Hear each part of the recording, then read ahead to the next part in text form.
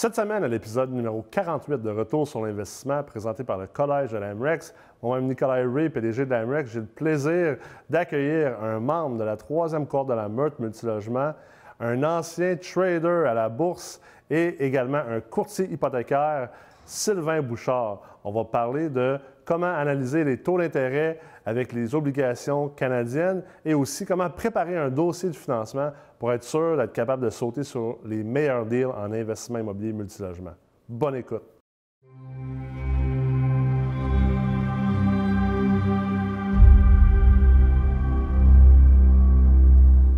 Yes, fait qu'aujourd'hui, j'ai un invité de taille, un invité qui désire rester anonyme, donc on ne le nommera pas. Ben oui, on va te nommer finalement. Ouais. Donc, Sylvain Bouchard, merci beaucoup d'être là aujourd'hui. Je te remercie pour l'invitation, Nick. C'est le fun. Alors, Sylvain, je trouve que tu as tout qu'un parcours et un mindset et une manière de faire qui, je pense, qui vaut la peine d'être partagée avec les investisseurs immobiliers qui suivent cette série. Donc, pour les gens qui nous écoutent présentement, ce qu'il faut comprendre, puis surtout ce que j'aimais comme approche, c'est le fait que, bon, en ce moment, tu es courtier hypothécaire. C'est comme une deuxième carrière, si on veut, parce qu'avant ça, tu as été trader à la bourse, au Forex pendant plusieurs années. Oui. Au niveau international. Tu t'es promené en Europe, tu t'es promené un peu partout. Tu as eu une vie très spéciale.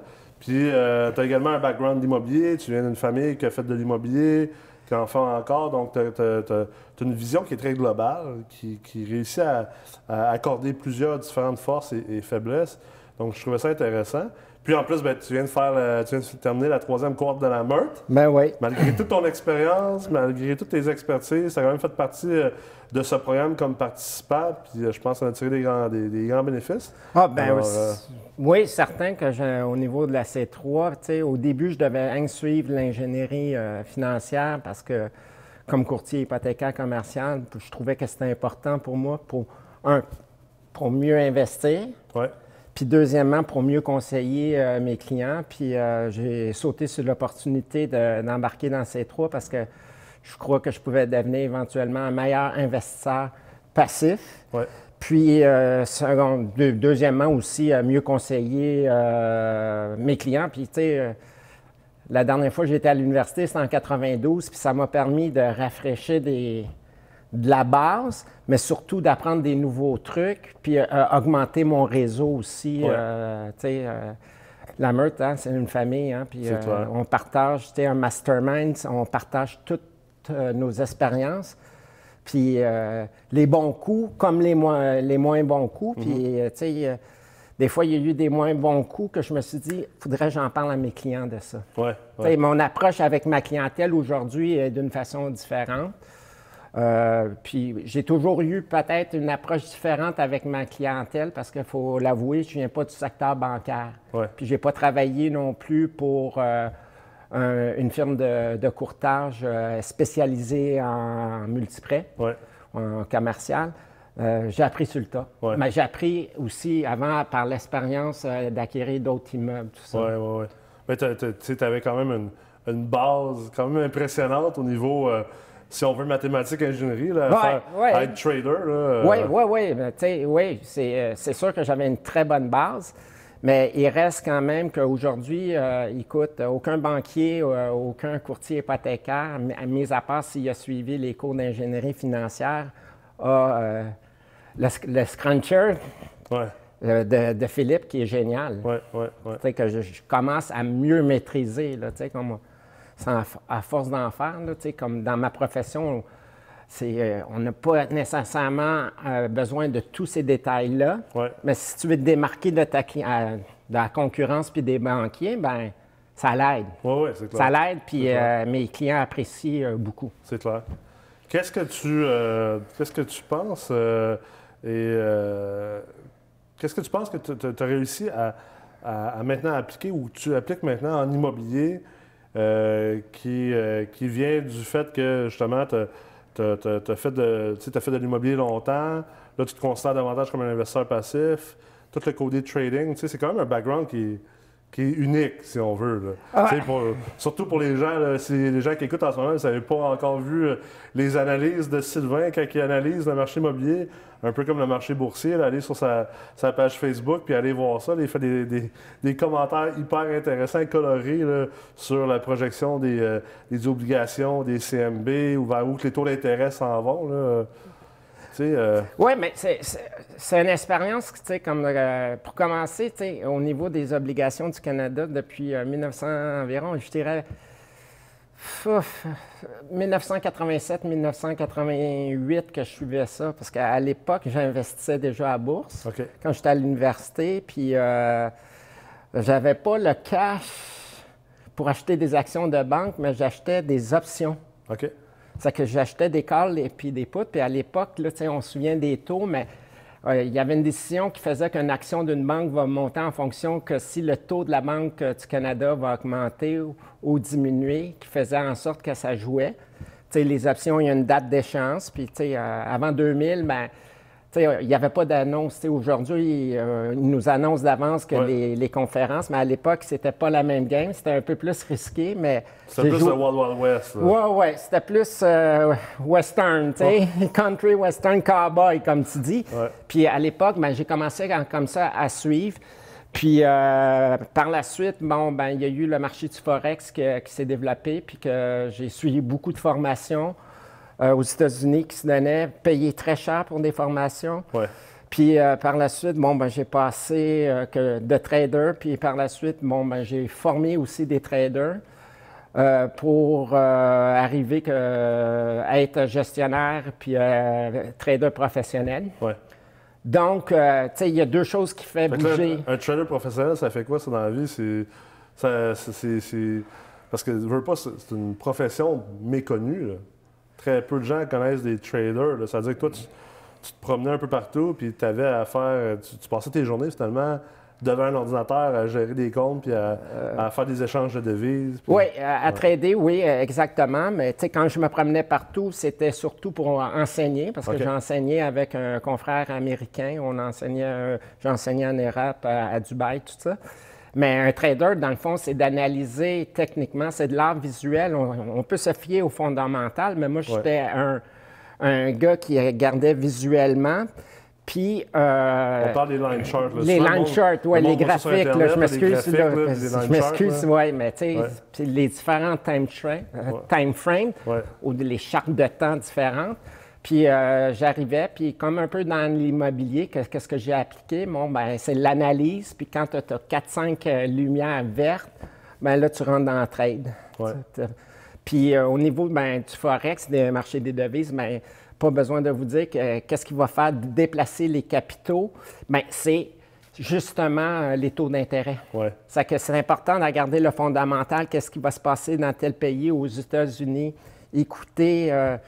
puis lire qu'est-ce qui se passe au niveau des présidents de banques centrales, comme de la Fed ou du gouverneur de la Banque du Canada.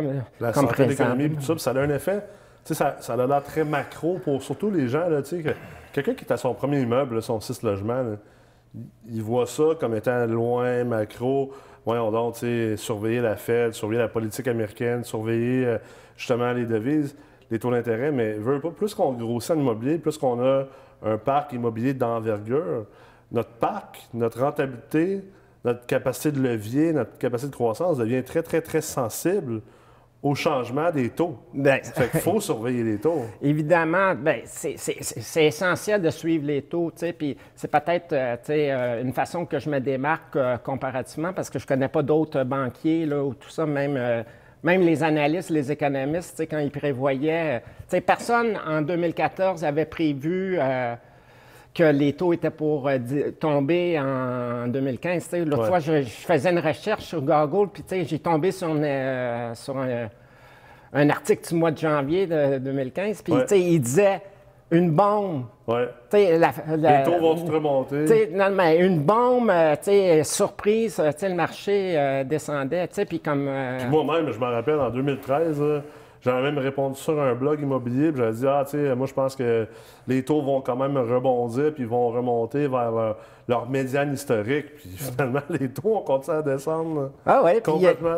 il y a des gens qui étaient assis dans ma chaise, Ouais. puis tu sais, on a chacun une spécialité, puis tu sais, on n'a pas tu sais, le background, tu sais, comme Peter, lui, il a 25 ans d'expérience dans le domaine bancaire. Ouais. Tommy, ben, lui, il a son expérience au niveau des accessions, travailler avec l'institutionnel. Tu sais, il lise des rapports qui sont donnés par des banques, Ouais. puis il estime ça. Moi, j'essaie de le moins les lire pour être le moins influencé. OK. Tu sais, en 2014, novembre, j'avais annoncé 3 baisses. Ouais.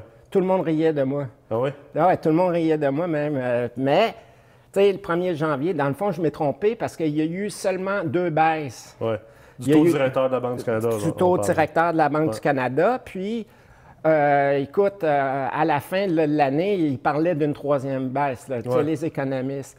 Tu sais, puis, tu sais, quand on parle tu sais, de suivre les taux d'intérêt, tout ça, tu sais, moi, personnellement, j'écoute les conférences. Ouais. Je lis pas les articles quand il y a les conférences du gouverneur de la Banque du Canada, Ouais. M. Paulos. C'est important de l'écouter. Oui, Tu absolument. sais, comme là, présentement, au mois de janvier, il disait que les taux étaient pour monter au printemps. Ouais.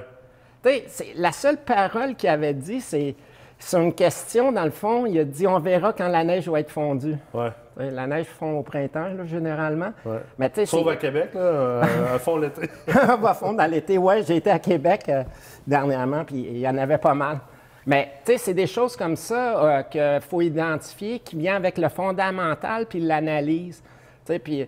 Tu sais, quand je vais dire que je suis le WT puis le WC, qui est le pétrole, le baril canadien, puis il Ouais. faut regarder, tu sais, on est dans une économie canadienne. Tu sais, au mois de janvier, on parlait que le gouvernement d'Alberta, il a réglementé pour couper la production de pétrole aux producteurs canadiens. Ouais. Puis au même moment, il y Pour avait essayer de rehausser les prix. pour essayer la loi de l'offre et de la demande. À la même époque, il y avait l'OPEP qui avait dit la même chose, mais tu sais, on coupait 1,5 million de barils par jour, là, tu sais. Ouais. Puis, tu sais, il y a eu une rumeur que l'Arabie était pour couper 14. Mais tout ça, ça a une influence sur l'économie Ouais. mondiale qui va avoir une influence Sur l'économie canadienne. canadienne ultimement. aussi. Puis même à l'intérieur du Canada, on s'entend que les plus gros drivers de l'économie, c'est le pétrole puis la construction, donc l'immobilier. Ben oui. Puis d'un autre côté, ben, tu sais, comme en 2018, on a été chanceux, les investisseurs immobiliers, puis Ouais. tout ça, parce que techniquement, il y aurait pu avoir 2 hausses de plus. Ouais. Techniquement, oui, il y aurait eu, mais il y a eu un président américain à côté, Ouais. sans vouloir faire de politique, mais qui a voulu changer tout, négocier l'accord à sa façon comme, pardon, il négocie sa business. Ouais. Tu sais, il gouverne comme il gouverne comme il négociait quand il était Entrepreneur. entrepreneur, Ouais, tu sais, puis Ouais. strict. Il, Bon, il a ben, mis Trudeau à sa place. il a mis Trudeau même peut-être dans sa poche, Ouais. tu sais, sans vouloir élaborer sur Fait que ça a l'accord. été- fait que finalement, le fait que Trump a réussi à faire ça à Trudeau a été finalement techniquement bon pour les investisseurs immobiliers parce que peut-être que les taux d'intérêt auraient Ah ouais. augmenté d'un autre demi%. Oui, bien, rien que pour te le dire, tu sais, au mois de juillet, juste avant le mois de juillet, il a sorti la surprise qu'il avait signé un accord avec le Mexique. Ouais. J'étais en route. C'est rare que j'écoute la radio parce que là, tu me connais, d'habitude, j'écoute du développement personnel dans ma voiture, mais cette Ouais. journée-là, j'étais dans le trafic puis j'écoutais la radio. Puis quand je suis arrivé au bureau, là, j'ai dit il n'y a plus de panique, inquiétez-vous pas, là, parce qu'il annonçait qu'en juillet, il n'était pas avoir encore des hausses, L'augmentation de tout taux, ça. ouais. Puis, mais tu sais, après qu'il ait annoncé ça, ben j'ai dit il n'y en aura pas. Tu sais, ça a été au mois d'octobre. À cause que le levier que ça créait sur le Canada, ben, le Canada ne pouvait pas aller hausser son taux. là. Oui. Mais tu sais, quand on analyse aussi, tu sais, comme on parlait beaucoup, il y a des gens qui ont fait des vidéos ou qui ont écrit que la Banque du Canada cherchait le taux CIM, tout ça. Ouais. Puis, tu sais, dans les conférences de presse, tu sais, on voit le visuel, tout ça. Puis, tu sais, au début, il n'identifiait pas c'était quoi son taux CIM. Tu sais, à la fin, il y a tout le monde qui ont évalué ça à 5 d'autres à 2,5 puis finalement, il a dit entre 2,5 et 0,3. Ouais. Ça fait peur là, à mes clients. Ça fait peur à moi aussi comme investisseur de regarder avec mes échéances qui arrivent comment je vais pouvoir refinancer. Parce que si les taux augmentent, Si les taux augmentent, bien, nos valeurs économiques descendent. Ça fait peur. Ça fait paniquer. Puis je peux dire que M. Paulos, moi, personnellement, c'est mon opinion, il s'est obstiné, puis il a fait peur au marché à dire qu'il était pour augmenter. Ouais. C'était une obstination. Là, puis, dans le fond, il voulait tellement protéger le marché que finalement, il a peut-être nuit un peu. Oui, mais lui, il y avait deux choses qu'il voulait régler. Le taux d'endettement, puis la bulle spéculative. Oui, à Toronto puis à Vancouver. Puis là, présentement, on regarde pour en parler justement de bulle. Dans la dernière conférence, il disait on va porter attention sur le marché québécois. Oui. Parce que là, ici, on n'a pas mis les réglementations parce que ils n'ont pas de modèle économique. Quand tu augmentes le taux, tout ça, pour contrôler l'inflation, tu as des modèles économiques, puis tu connais les patterns, tout ça. Mais au niveau de immobilier, ils n'ont rien. Il n'y avait aucune donnée. L'effet des nouvelles réglementations. Qu'est-ce que ça va faire sur le marché? Qu'est-ce que ça va faire? Tout ça, bien, ils ne le savent pas. Là, lui, il augmentait les taux, puis il contrôlait, puis il regardait qu'est-ce qui se passait. Puis une politique de réglementation hypothécaire, comme ça, mais c'est une politique nationale. Hein? Oui. C'est là que la difficulté vient, où Toronto, Vancouver n'agissent pas comme, justement, Lévis, Québec, Laval, Saguenay, mais c'est la même politique pour tout le monde. Ah non, je suis d'accord avec toi, c'est la même politique, on applique la même politique à Vancouver puis à Toronto, à Shawinigan. C'est un contraste, puis c'est difficile d'avoir un contrôle. Mais là, maintenant, sur le taux d'endettement, sur les hypothèques, la Banque du Canada vérifie, là, parce que chaque hypothèque qui est signée, ils savent. Ils savent le taux d'endettement. Ils reçoivent une base de données depuis 2013. Là, ils sont en train de suivre ça progressivement. C'est des choses que c'est lui-même dans une conférence il a dit. C'est pas une chose que j'ai lue dans un article, il faut prendre le temps. La dernière conférence du mois de janvier, je l'ai écoutée 4 fois, elle dure 1 heure. Ah ouais. Puis, comme exemple, quand est-ce que tout le monde se posait la question quand est-ce qu'on va atteindre le taux cible? Ben, lui, il ne l'a pas dit, mais rien pour te le dire comment qu'il ne sait pas. Comment qu'il ne sait pas, puis comment qu'il veut. Il passe son message, il dit, c'est comme quand on est dans un avion, puis qu'il y a beaucoup de brouillard. On sait quand est-ce qu'on va avoir atterri, quand les roues touchent le sol. Mais tu sais, c'est des messages comme ça. C'est de la réactivité. C'est de la réactivité, mais c'est des messages comme ça que tu dois être capable d'interpréter en plus des graphiques. Tu sais, il y a une règle de fondamentale puis de graphique. Tu sais. Puis pour moi, ben c'est facile d'analyser les graphiques, tout ça. Tu sais, comme quand on parle, on peut le voir anticiper. Là, tu sais, regarde, présentement, là, l'obligation de 30 ans va baisser sur le cap en bas de 2 Wow. Tu sais, le CMB, tu sais, j'ai annoncé, j'ai vu mon poste, il vient d'atteindre le 2. Mais tu sais, ça, si on remonte, on atteint un 2 après presque 2 augmentations. Tu sais, si on retourne historiquement. Puis on était à 2, on était rendu à quoi? 2,80, quasiment 2,85 à la fin de l'année 2018. Oui. Ça fait que... Pour les gens qui écoutent en ce moment, qui n'ont peut-être pas fait l'ingénierie financière ou qui n'ont pas étudié en finance à l'université, dans le fond, c'est important de comprendre que les taux hypothécaires dans le multilogement, donc quand tu signes un taux hypothécaire avec Desjardins ou avec une banque ou avec un prêteur virtuel ou peu importe, ton taux d'intérêt est basé sur soit l'obligation du Canada 5 ans, donc le Bank of Canada 5 years, ou le CMB, qui est l'obligation canadienne hypothécaire. Donc, exemple, si le CMB est à 2 bien, généralement, la banque va ensuite se prendre un profit par-dessus ça, puis ils vont te charger le reste. Donc, si tu signes un 3 il y a une marge là qui est la marge de profit de la banque. Puis, c'est ça. C'est pour ça qu'on parle de CMB et d'obligations bancaires canadiennes. Le CMB, c'est un marché où c'est l'obligation du Canadien avec un spread de risque. C'est de la titrisation d'obligations canadiennes. Puis après ça, bien là, c'est la banque qui va prendre son spread de profit en fonction du montant de l'hypothèque.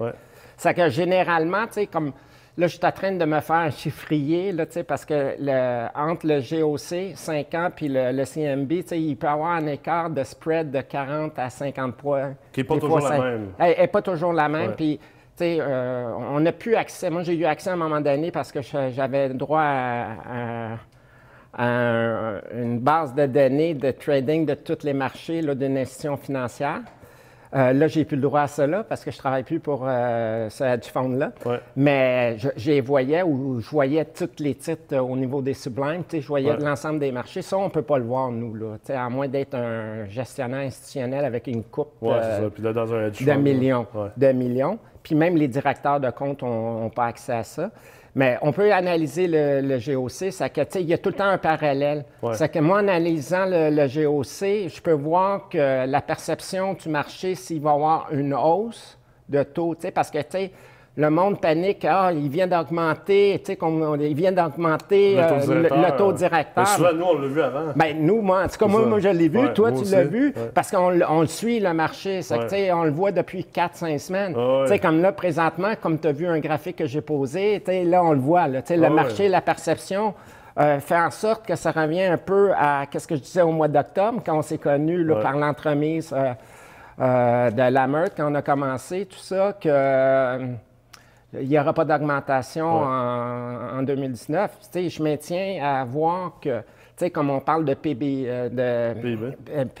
mais présentement, c'était une prévision de 2,10 qui a baissé à 1,7. Puis, honnêtement, quand je lis au niveau du PIB, certains analystes qui sont indépendants, qui ne sont pas canadiens, qui n'ont pas peur de dire la réalité, mais on peut voir que probablement, on va avoir un PIB, puis les statistiques, puis les données qu'on voit de 1,5. C'est que, avec un PIB de 1,5... C'est sûr qu'on n'augmentera pas le taux de directeur. Là. Non, c'est sûr qu'on n'augmentera pas, parce que tout le monde dit que c'est plein emploi, on cherche des employés, tout ça, mais c'est notre game, c'est pas une... l'emploi, tout ça, oui, c'est une chose parmi tant d'autres choses. C'est ça. C'est dans le panier de fruits. Puis il faut comparer au niveau d'analyse technique les pommes avec les pommes.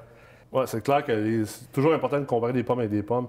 Puis tout ça, comment qu'un investisseur immobilier en ce moment qui nous écoute, là, comment il peut prendre cette analyse-là? Parce que c'est sûr que il y en a qui nous écoutent en ce moment et qui sont comme « OK, wow, je vais faire de l'ingénierie financière avancée. » Parce que là, on parle d'ingénierie financière avancée. Là. On n'est même plus dans l'ingénierie financière de base.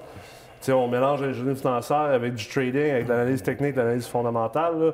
On s'entend que la discussion qu'on a en ce moment est peut-être visée à 3 % de la population d'investisseurs au Québec, on le sait. On le sait, oui. Mais comment que l'autre 97 % des investisseurs...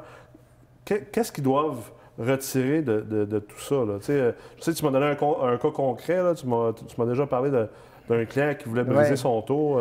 Oui, mais on regarde après la dernière hausse au mois d'octobre. Puis là, quand je disais que le monde faisait paniquer, puis il disait qu'il n'était pas avoir encore d'autres hausses, puis on était au mois d'octobre, il restait décembre, puis il restait novembre, décembre, deux autres annonces.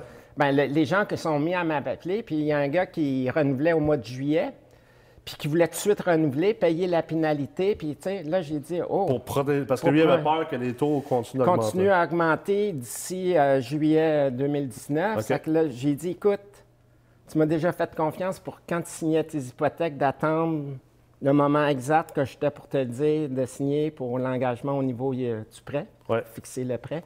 Fais-moi confiance. Puis là, j'y ai expliqué. Puis, tu sais, lui, il est habitué à la game. C'est pas la première fois qu'on le fait. C'est qu'il a attendu. Puis, il voulait acquérir un immeuble. On a adopté une autre stratégie de refinancement. Puis, à l'époque, on parle presque s'il aurait refinancé le CMB, les taux étaient au maximum. 2,8, c'est qu'on parlait, là, tu sais... Ça veut dire que le taux d'intérêt aurait été probablement assuré à CHL aux alentours de 3,40? Ah, plus même à l'époque, plus à cette époque-là. Mais aujourd'hui, tu sais, comme vite, si on refait... On est en bas de 3. On est en bas de 3, puis, tu sais, comme présentement, sur un prêt de 3,4 millions, bien, juste le fait d'attendre, puis qu'on n'a pas encore... On s'est préparé déjà...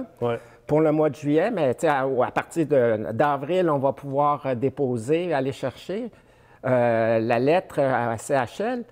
Mais le taux pourrait baisser encore parce que j'ai espoir, puis je prévois que le taux va baisser encore. Ouais. Mais là, on parle d'une économie environ de 90 000 sur un terme de 5 ans. 90 000 d'intérêt qu'ils payent en moins. En moins. Wow. Ça, c'est important. Ça, pour les gens qui écoutent en ce moment, là, la demi-heure que vous avez pris dans votre vie pour écouter l'épisode, là, vous venez de payer votre demi-heure fois 1000 fois. Si vous êtes capable de comprendre ce qu'on vient de dire là, c'est que tu peux faire beaucoup, beaucoup d'argent quand tu apprends. C'est pour ça que c'est important d'écouter les annonces. C'est pour ça que quand on parle d'autodirecteur, de CMB, d'ingénierie financière, puis tu sais, des fois, il y a des gens qui sont comme « Ah, mais pourquoi vous faites par exprès pour complexifier les choses? » Puis vous parlez de ces choses-là, puis c'est compliqué, puis c'est pas pour les petits investisseurs ou les investisseurs communs qui ont 6 à 50 portes. Au contraire, ça l'est. Parce que c'est beaucoup, beaucoup, beaucoup d'argent qui est en jeu. Puis tous ces petits outils-là, ces complexités, ces nuances qu'on essaie de vous enseigner aux investisseurs, bien, tu sais, je pense pas qu'il y ait personne qui nous écoute en ce moment qui peut se permettre de payer 80 000 $ de trop pour rien. Tu sais? Non.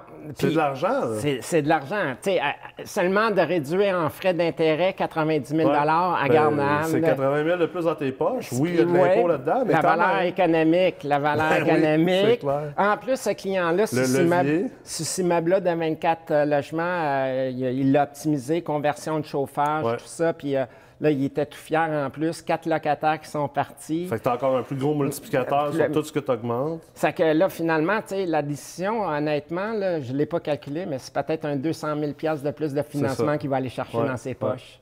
C'est là l'importance de savoir faire de l'ingénierie financière, de comprendre les marchés, comprendre la relation avec l'économie, mais aussi de bien s'entourer. Oui, Aussi de bien s'entourer.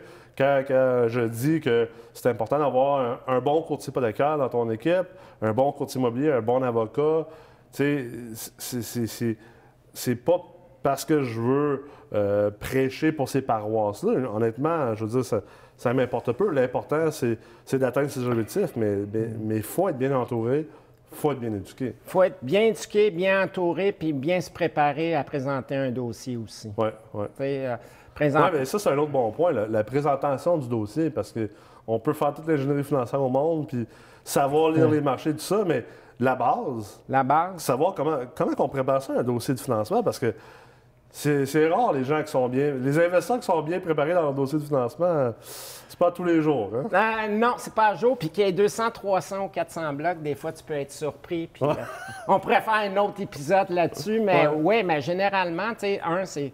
Le plus important, c'est de savoir si tu as les moyens d'acheter un immeuble. Si tu as ta mise de fonds, de plus en plus, ils vont demander les 3 mois. Mais pas de plus en plus. Ils l'ont toujours demandé. Puis il ne faut pas arriver avec un dépôt là, la dernière semaine, dans ton dernier 3 mois. Là, il va falloir avoir des justifications. Faut que tu démontres que l'argent est là. Puis que c'était pas juste ce qu'on appelle un in and out. Oui, c'est ça. Puis de plus, on parle simplement des avis de cotisation. Des fois, tu as des investisseurs qui sont occupés, tout ça, mais c'est pas classé, c'est pas scanné. Avis de cotisation des 2 dernières années, rapport d'impôt, puis même les T4, les T4. Puis par la suite, bien sûr, la preuve de mise de fonds. Si c'est un achat, mais s'assurer que toutes les signatures soient là. Mais c'est des affaires qui sont pourtant faciles à faire. Puis je pense que les gens qui écoutent en ce moment, ils devraient faire ça dès cette semaine. Tu es investisseur immobilier, là, tu devrais avoir un dossier sur ton ordi ou un Dropbox ou dans ton Google Drive, un dossier de financement pour toujours être prêt. Ton T4, il est là. Ton avis de cotisation, il est là. Tu sais, photo de permis de conduire, photo les baux. Les baux, c'est sûr que si tu n'as pas encore acheté, tu ne l'auras pas. Mais mettons en refinancement, effectivement, pourquoi pas avoir des baux numérisés? Même pour l'achat, tu dois l'avoir. Tu serais surpris des fois là, que le gars il achète un 8, 12, 24 appartements, puis je dis, il faut que tu m'envoies les baux ou le courtier, tes as-tu examinés, puis que les baux soient scannés. Résolution pas trop, pas 300, là, parce que c'est pas transférable après. Mais, tu sais, Les baux complets, Ouais. puis tu sais, vérifier, tu dois faire tes vérifications de diligence. Moi, je regarde, puis je dis, OK, je vois cocher. Lui, il me dit que finalement, il n'y a pas d'appareil fourni, mais tu sais, dans le baux qui peut dater de 5 ans, bien, c'est coché. Ouais. Ben, tu sais, là, c'est une charge de plus que je dois mettre, là, à Ouais, viser. ouais. Ben, tu sais, c'est vérifier même ça, que si tu refinances ou tu achètes, que c'est exact. Si tu fournis plus les appareils, ben, tu sais, refais un nouveau bail. Ouais. Tu sais, il y en a qui vont dire, oh, on les voit plus, là, parce qu'on les met en annexe, là, nous autres, les SMAT, là, Ouais. propriétaires. On peut-tu dire ça? Ben oui. Ben oui, on peut. Ben, les banques commencent à le savoir plus. En plus, tu sais, on s'est interrogé puis on en a discuté dans le Ouais. cadre de la meurtre, là, si on devrait déclarer le Wi-Fi, tout ça, parce qu'à un moment donné, le souscripteur de la CHL ou de la banque, là, Ils s'en rendent compte. ils s'en rendent compte, ils sont pas, tu sais, puis ils le voient là, dans l'immeuble. Ben, puis ça revient à ça, tu sais, je suis tannant avec ça, puis il y a des gens qui me trouvent redondant quand je parle de l'importance de la sophistication, mais les banques, eux autres, se sont sophistiquées, puis tu sais, beaucoup de ce que j'appelle le bidding badang, dans le temps, toutes les passe-passe, puis les affaires un peu semi-croches que les investisseurs faisaient en financement, bien, malheureusement, aujourd'hui, c'est plus possible ou presque plus possible de faire parce que les banquiers, les institutions se sont tellement devenus sophistiqués qu'ils font de la vérification. Fait que c'est pas normal, c'est pas acceptable que si tu es un investisseur immobilier puis tu veux faire une acquisition, là, avant d'aller sur Centris puis de chercher un immeuble, là, assure-toi donc de faire un dossier, là, puis de mettre ton T4, puis de mettre ton avis de cotisation,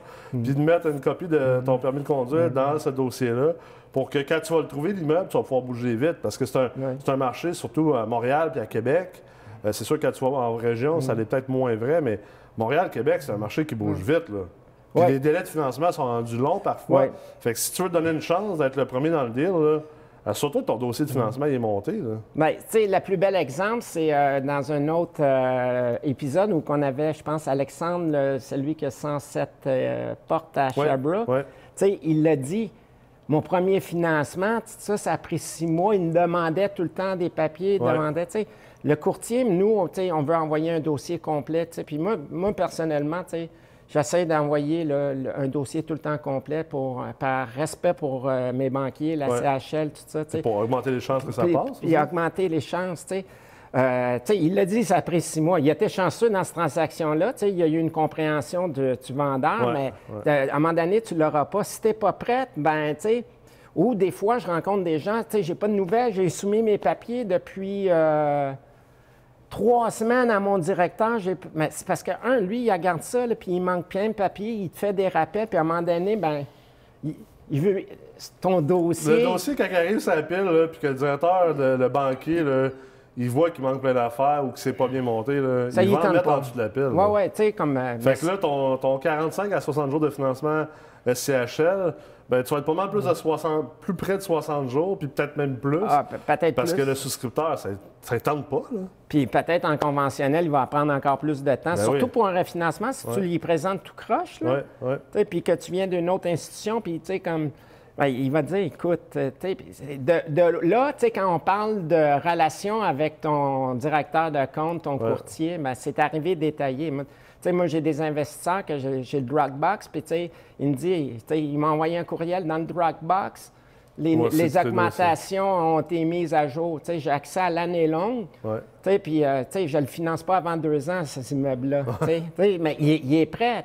Tu sais, par contre, d'autres, OK, ton bail de ton 24 logements, il faut que je les cherche, là, sont dans le classeur. Tu sais, ça devrait être tout numérisé. Ben oui, c'est clair. C'est clair. On est à l'ère de la technologie. Je pense que, tu sais, on conclut là-dessus l'importance de comprendre quand tu es investisseur immobilier multilogement, d'un, c'est important de savoir compter, de savoir calculer, puis de comprendre aussi que même si tu es investi juste à Rimouski ou à Saguenay ou à Gatineau, bien, l'économie de la province, l'économie canadienne, puis même l'économie américaine et mondiale a un effet direct sur la rentabilité de tes immeubles, sur ta profitabilité de ta société immobilière. Puis je dirais l'autre chose qu'on peut conclure, c'est tu peux être le meilleur en ingénierie financière, tu peux avoir 300-400 portes, mais ultimement, il faut que la base soit là, la base de la pyramide, la stabilité, puis si on veut, la fondation d'une maison. Il faut que ton dossier de financement soit toujours prêt et à jour. Puis ça, c'est un outil important pour justement être capable d'aller acheter des deals. Parce que plus vite tu peux sortir ton financement, plus vite tu peux battre la deuxième ou troisième personne qui est en ligne contre toi pour avoir cette transaction-là. Certain, c'est le must. Ouais. C'est le must parce qu'aujourd'hui, de plus en plus, bien, on le sait, avec les modes, il y a des fois même, il peut y avoir des offres multiples Ouais. qui ne sont pas valides, puis ou des bonnes offres, mais que finalement, l'acheteur n'est pas prêt, puis il perd le deal. Parce que le courtier puis le vendeur ils vont passer au deuxième, puis au troisième, puis au quatrième, cinquième, sixième. Le sixième va pouvoir avoir la transaction parce que lui, il était prêt. Il était prêt, c'est clair. Merci beaucoup d'avoir été là aujourd'hui, Sylvain. Ah, ça m'a fait plaisir, Nicolas. On se revoit bientôt. On se revoit bientôt, c'est sûr. Alors, ça se peut que certains d'entre vous avaient trouvé cet épisode assez corsé parce que, disons qu'on est rentré dans des technicalités, des détails d'ingénierie financière, d'économie plutôt poussée. Alors, si vous avez le goût d'en savoir plus, bien sûr, il y a le certificat d'ingénierie financière qui est donné au Collège de la MREX. Vous pouvez aller sur le site www.mrex.co. Et sinon, je vous invite à revenir la semaine prochaine alors qu'on continue à vous partager du contenu de haute qualité qui est là pour vous aider à devenir un meilleur investisseur immobilier.